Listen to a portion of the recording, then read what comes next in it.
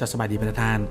ขอต้อนรับประธานเข้าสู่บทเรียนที่1ใน EP 1เนาะพวกเราจะมาเรียนรู้หรือว่าทำความเข้าใจเกี่ยวกับค่ามาตรฐานต่างๆของรูปแบบเอกสารทางการแต่ละประเภทเป้าหมายของบทเรียนนี้เนาะก็คือจะมาช่วยให้ประธานรู้จักค่ามาตรฐานทางด้านรูปแบบและเนื้อในของเอกสารทางการแต่ละประเภทว่ามีการกำหนดขึ้นใด2มาพวกเราจะนำใส่ค่ามาตรฐานเหล่านี้เขาในการห่างและปรับเนื้อในเอกสารของเราให้ถูกต้องตามที่กำหนดไว้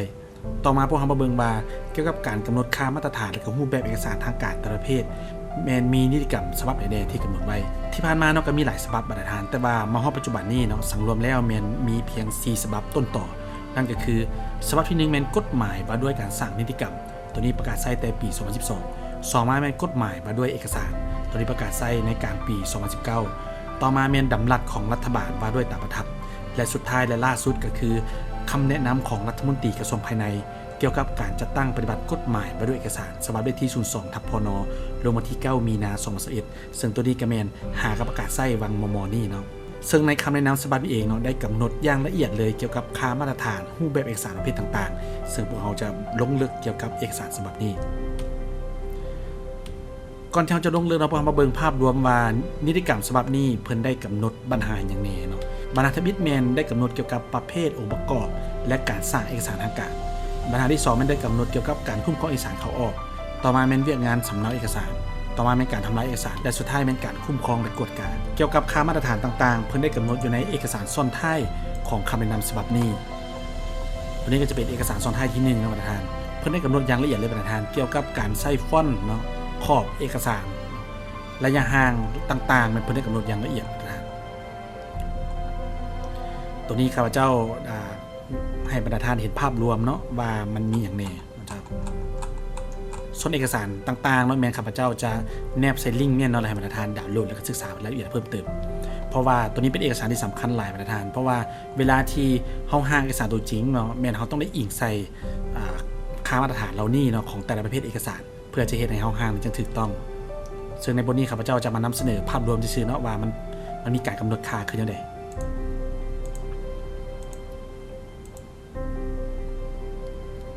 และนี่ก็จะเป็นรูปแบบแต่ละภาคส่วนนะประธาน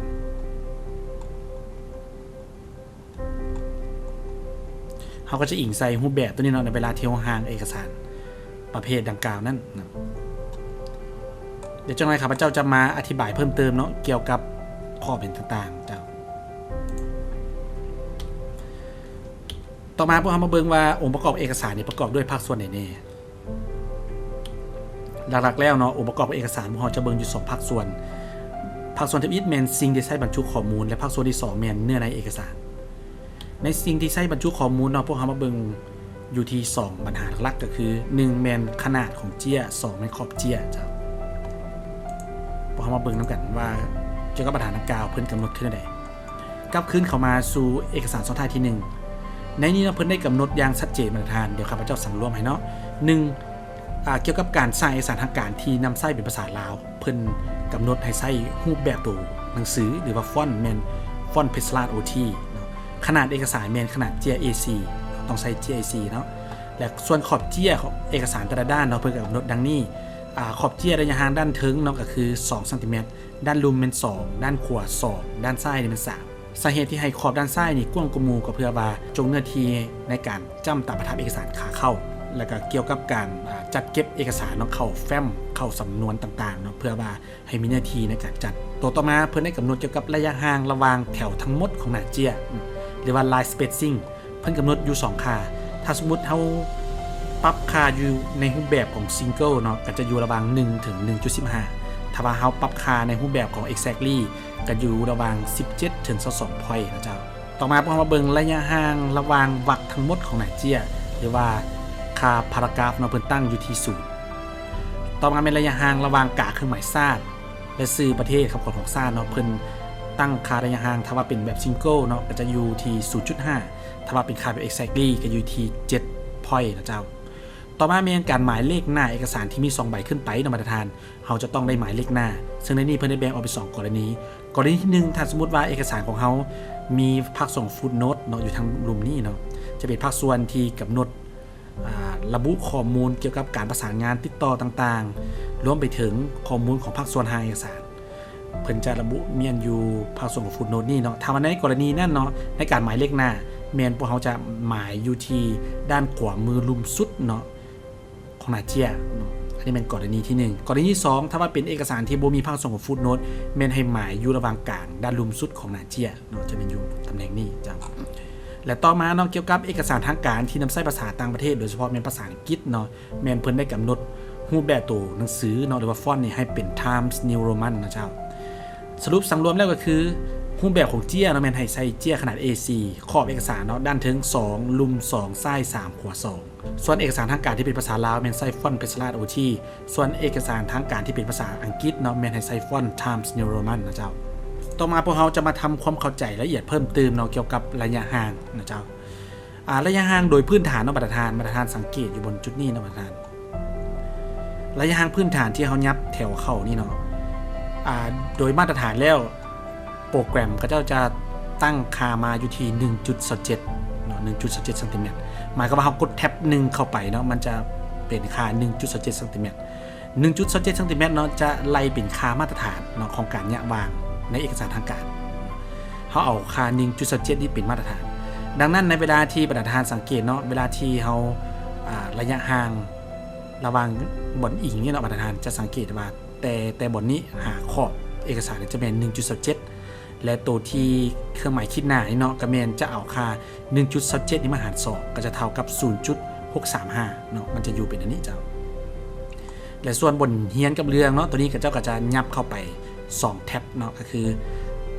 แท็บ1เป็น 1.27 2แท็บก็จะเป็น 2.54 นะเจ้าก็จะเอาค่านี้เข้าไปต่อมาเมนระยะห่างระหว่างวรรคเมนเพิ่นจะตั้งค่าอยู่ที่0มาตรฐานที่สังเกตเบิ่งอยู่บนนี้เจ้าต่อมาเมนระยะห่างระหว่างแถวเนาะเพิ่นจะตั้งค่าอยู่ที่1จุดถึง 1.15 หรือว่า17ถึง22เจ้าตัวนี้ก็เสนอประธานภาพรวมเนาะเกี่ยวกับการยะบางต่างๆส่วนรายละเอียดเวลาห่างนะครับเจ้าจะมาอธิบายเพิ่มเติมในจุดนี้ต่อไปพวกเขาจะมาเบิ่งภาคส่วนของเนื้อในเอกสารทำมาเบิ่งนะว่าภาคส่วนของเนื้อในเอกสารนี้จะประกอบด้วยภาคส่วนใดๆในนี้เนาะพวกเขาจะเบิ่งอยู่4ปัญหาหลักนั่นก็คือ1เป็นตำแหน่งของประกอบเอกสาร2มาเป็นขนาดของตัวอักษร3เป็นการยะวางและ4นะแม่นรูปแบบของเอกสารแต่ละประเภทพวกมาเบิ่งเนาะว่าในคำแนะนำได้ที่2เพิ่นได้แบ่งรูปแบบเอกสารออกเป็น4ประเภทมาตรฐานซึ่งแต่ละประเภทนี่ก็จะมีความแตกต่างกันประเภทที่1นะแม่นองค์ประกอบรูปแบบนิติกรรมที่มีผลบังคับทั่วไปส่วนประเภทที่2นะแม่นจะเป็นนิติกรรมที่มีผลบังคับเฉพาะแบบที่3นะแม่นเอกสารทางด้านบริหารและสุดท้ายเป็นเอกสารขององค์การจัดตั้งพรรคในแต่ละแบบนะประธานก็จะมีความคล้ายคลึงกันและแตกต่างกันซึ่งสิ่งที่สำคัญก็คือความแตกต่างกันนี่นะประธานต้องกำให้มันได้เฮามาเบิ่งรายละเอียดของแต่ละรูปแบบทมิตนะเฮามาเบิ่งองค์ประกอบรูปแบบนิติกรรมที่มีผลบังคับทั่วไปประธานลองสังเกตว่าตำแหน่งของมันจะอยู่ฝั่งซ้ายมือนี้เนาะเวลาที่เขาห่างเขากับบางตำแหน่งตัวนี้เขาจะสังเกตเห็นว่ามันจะมีเพียงแต่10องค์ประกอบเท่านั้นเนาะส่วนฝั่งของมือเนาะประธานจะสังเกตเห็นตารางที่ระบุเกี่ยวกับองค์ประกอบต่างๆเนาะแล้วก็มีขนาดของมันนะเจ้าสิ่งที่ประธานต้องเอาใจใส่ก็คือตำแหน่งตัวนี้เนาะซื้อเอกสารในย่อนี่เนาะเฉพาะเอกสารประเภทของนิติกรรมที่มีผลบังคับทั่วไปเมนเพิ่นกำหนดขนาดตัวอักษรฟอนต์นี่เนาะเมนขนาด16เข้มมาตรฐานทั้งซื้อและก็เนื้อในพร้อมเลยเนาะจะเป็น16เข้มเจ้าซึ่งโดยตัวทั่วไปในเมนจะเป็น14เนาะแต่ว่าเฉพาะนิติกรรมที่มีผลบังคับทั่วไปเมน16เข้มส่วนตัวอื่นในเมนมีความคล้ายคลึงกันมาตรฐานวันนี้เรามาเบิ่งรายละเอียดของรูปแบบเอกสารประเภทนี้เนาะตัวนี้จะเป็นนิติกรรมที่มีผลบังคับทั่วไปมาตรฐานก็จะไล่จากรัฐธรรมนูญเนาะมาตรฐานสังเกตเนาะอยู่นี้ระยะห่างระหว่างกาเครื่องหมายซากกับสื่อประเทศคำของซากในอยู่บนนี้เนี่ยจะเป็นระยะห่าง 0.5 single และ exactly เนี่ยเป็น7นะเจ้าถ้าว่าจะปรับค่าตัวไหนก็ได้เจ้าสังเกตว่ามาตรฐานสื่อเอกสารเนาะรัฐธรรมนูญนี่ตัวนี้เนี่ยจะเป็นขนาด16เข้มไปเลยเจ้าแต่ส่วนอื่นๆเนาะมาตรฐานกับเบิ่งตามตัวนี้เนาะค่ามาตรฐานต่างๆเพิ่นได้กำหนดอย่างละเอียดมาเบิ่งตัวต่อมากฎหมายนะประธานจะสังเกตอยู่บนจุดนี้เนาะก็แมนซื้อและกันเนื้อในย่อของเอกสารอยู่บนนี้นี่แมน16เข้มไปเลยนะเจ้าแต่ภาคส่วนภาคเนาะบนนี้ก็14เข้มเจ้า รายละเอียดประธานกับเบิ่งตามตัวนี้เนาะเวลาที่ห้างเจ้าตัวนี้ครับพระเจ้าอธิบายภาพรวมให้ประธานเห็นวันนี้มาเบิ่งเนาะว่ามีเอกสารประเภทใดแน่ที่นอนอยู่ในนิติกรรมที่มีผลบังคับทั่วไปต่อกับปัญหานี้เนี่ยเพิ่นได้กำหนดอยู่ในมาตรา 4 ของกฎหมายว่าด้วยการสร้างนิติกรรมประธานกำลังสังเกตว่าเนาะตั้งแต่รัฐธรรมนูญกฎหมายมติของสภาแห่งชาติไล่ลงมาเลยเนาะเจ้าซึ่งรายละเอียดของประธานเบิ่งเอกสารขัดติดตึง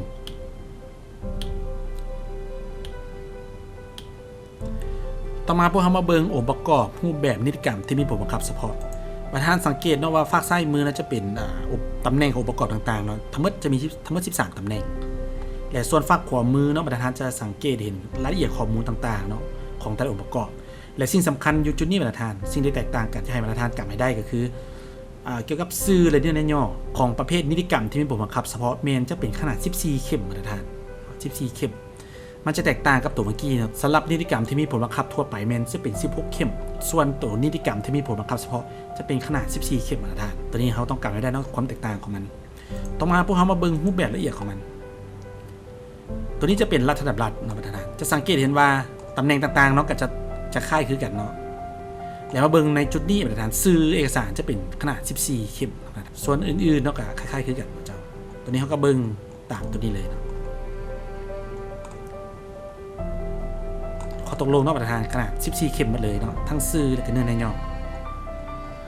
ในเวลาที่เขาห่างหรือว่าเขาปรับในเอกสารเขาก็ต้องอิงใส่ตัวนี้เนาะประธานตัวนี้มานำเสนอภาพรวมประธานเห็นเนาะวันนี้เขามาเบิ่งเนาะต่อไปว่ามีนิติกรรมประเภทใดๆที่นอนอยู่ในนิติกรรมที่มีผลบังคับเฉพาะซึ่งในนี้เนาะก็ได้ระบุอยู่ในมาตรา 5 ของกฎหมายว่าด้วยการสร้างนิติกรรมซึ่งตัวนี้ก็จะรวมด้วยรัฐดำรัฐข้อตกลงและก็แจ้งการนำประธานต่อไปพวกเขามาเบิ่งองค์ประกอบรูปแบบเอกสารทางด้านบริหารซึ่งตัวนี้เนาะก็จะมีทั้งหมด14องค์ประกอบประธานมันจะเพิ่มตัวภาคส่วน14ขึ้นมานะเจ้าส่วนอื่นๆก็คล้ายคือกันหมดและตัวนี้มาเบิ่งความแตกต่างนะประธานเฉพาะซื้อเอกสารในขนาด14เข็ม